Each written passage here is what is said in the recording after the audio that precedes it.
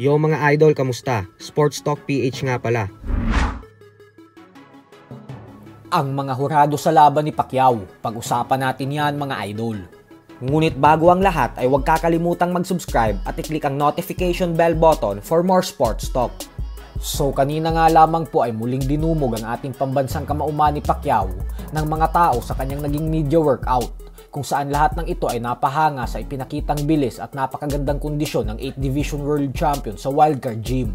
Kaya naman matapos nilang makita ng personal ang pag-e-ensayo ni Pacquiao, ay lahat sila ay nakumbinse na kaya talaga nitong pataubin si Mario Barrios at maging isang ganap na WBC Welterweight World Champion sa edad na 46 anyos. Ganun pa man nga po ay nilabas na din kanina ang mga pangalan ng tatlong hurado na i-score ng bigating mega showdown nila Pacquiao at Barrios sa susunod na buwan. At yan nga po ay sila Max De Luca, Tim Cheatham at Steve Weisfeld. Ang magandang balita po dito ay dahil wala sa tatlong hurado na ito ang naging judge sa mga nanakaw na panalo kay Pacquiao sa mga laban nito kontra kay Timothy Bradley Jr. at Jeff Horn. Subalit kailangan pa din mag-ingat ni Pacquiao dahil may mga controversial din na score ang tatlong hurado na ito sa mga bigating laban, kung saan paniniwala ng karamihan ay kapalpakan ang kanilang pag-score. Ito pong si Max De Luca yung nabatikos matapos umiscore ng tabla na 112-112 sa naging laban ni Ryan Garcia at Devin Haney. Sa kabila ng tatlong beses pinabagsak ni Garcia si Haney ay tinabla pa din ito ang score ng dalawa, kaya nabatikos talaga ito ng gusto. Habang si Steve Weisfeld naman ay ang siyang umiscore naman ng 114-114 tabla sa Gervonta Tank Davis versus Lamont Roach Jr. na siyang dahilan kung bakit hindi nakuha ni Roach ang tagumpay kahit maliwanag naman na natalo niya talaga si Davis. Habang si Tim Cheatham naman ay ang hurado na umiscore ng 115-113 pabor kay Devin Haney sa naging laban nito kay Vasily Lomachenko, kahit kumbinsido ang karamihan na sapat na ang ginawa ni Loma upang talunin si Haney.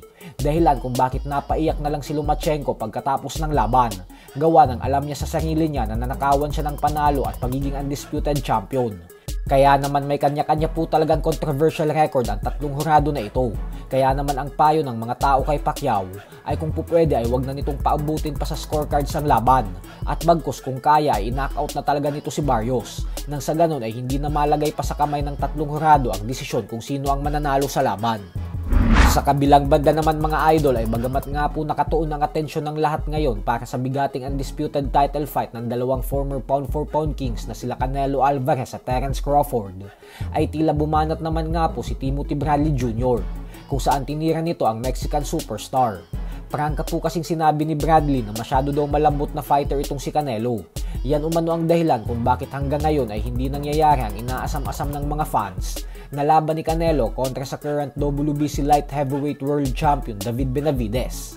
Giit ni Bradley na alam daw kasi talaga ni Canelo sa sarili nito na wala siyang pag-asang manalo sa isang combination puncher na katulad kay Benavidez, at nakita na daw natin ang sinapit nito kay Bivol, kaya wag na daw tayong umasa pa na papalag si Canelo kay Benavidez. So hanggang dito na lang po muna tayo mga idol.